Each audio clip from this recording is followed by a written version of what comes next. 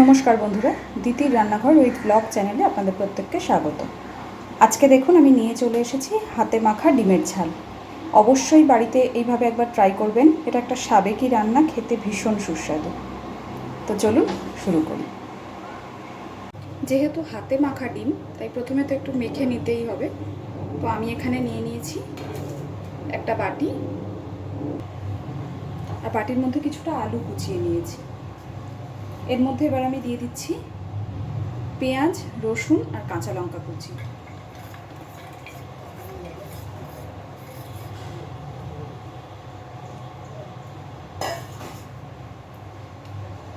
দিচ্ছি হলুদ গুঁড়ো,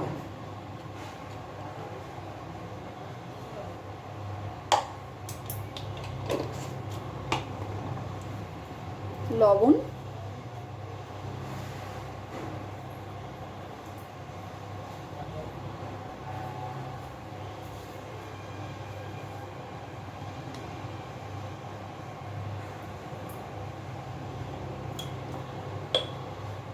কাঁচা লঙ্কা দিয়েছি তাই অল্প একটু লঙ্কার গুঁড়ো দেব।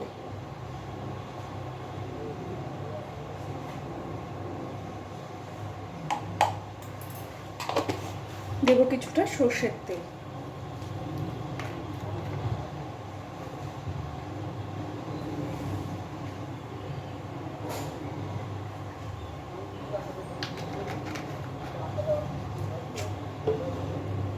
এইবার এই পুরোটাকে খুব ভালোভাবে মেখে নেব।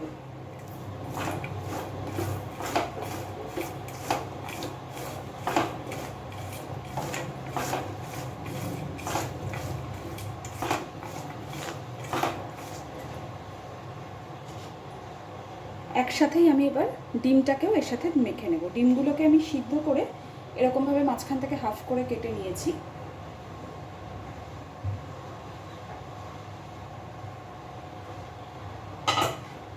ডিমটা তো খুব বেশি ঘাটা যাবে না, তাহলে কুসুমটা বেরিয়ে যাবে। হালকা হাতে একটু মেখে নেব। এবার চলুন রান্নাতে যাই। দেখুন বন্ধুরা, আমি গ্যাসের ফ্লেম অন করে কড়াই বসিয়ে দিয়েছি। এবার আমি কড়াইতে সামান্য একটু সর্ষের তেল দেব।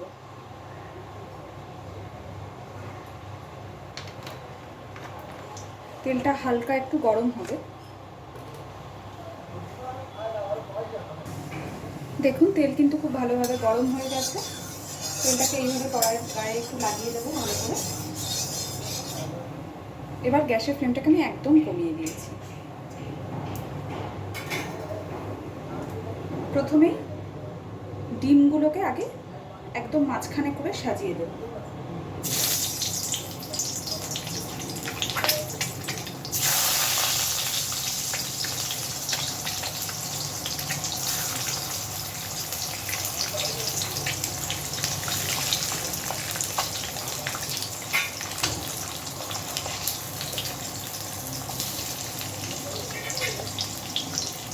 আর সাইড দিয়ে এই মেখে রাখা আলু পেঁয়াজগুলোকেও দিয়ে দেবো।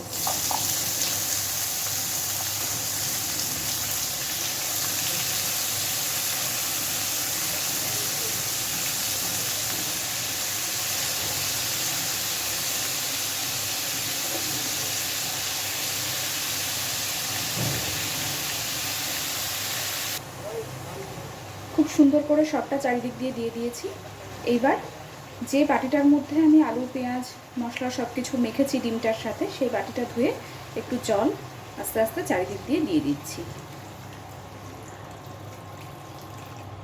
প্রথম মিনিট পাঁচেক গ্যাসের ফ্লেমটাকে ফুলে রাখবো, তারপরে একদম কমিয়ে দেব। এই রান্নাটাতে আর কোনো বেশি নাড়া যাবে না। এবার আমি ঢাকা দিয়ে দিচ্ছি। দেখুন বন্ধুরা, অনেকটাই জলটা শুকিয়ে গেছে। এটা আরও ভালোভাবে ফুটিয়ে একদম জলটা পুরোটা শুকিয়ে নেব। তারপরে আস্তে আস্তে ডিমগুলো উল্টে দেব। দেখুন খুব সুন্দরভাবে আলুগুলো সব সিদ্ধ হয়ে গেছে, আর ডিমটাও একটা পিস হয়ে গেছে। এবার আস্তে আস্তে ডিমগুলোকে উল্টে দেব।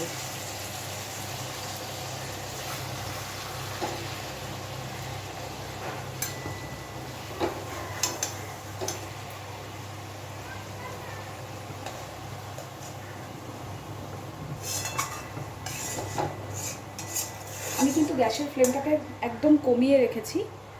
আরও মিনিট দুয়েক আমি এটাকে এইভাবে ভালোভাবে আরেকটু শুকিয়ে নেব।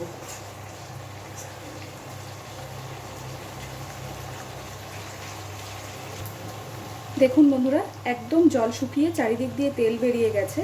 এইবার আমি গ্যাসের ফ্লেমটাকে অফ করে দিচ্ছি। হাতে মাখা ডিমের রান্নাটা কিন্তু একদম তৈরি, খুব সহজভাবেই এটা হয়ে যায়। আর এটা একটা সাবেকি রান্না, খেতেও খুব টেস্ট। তো অবশ্যই এই রান্নাটাকে বাড়িতে ট্রাই করবেন, আর কেমন হয়েছে আমাকে জানাবেন। আর প্লিজ আমার চ্যানেলটাকে লাইক, শেয়ার এবং সাবস্ক্রাইব করে আমার পাশে থাকতে ভুলবেন না। ধন্যবাদ।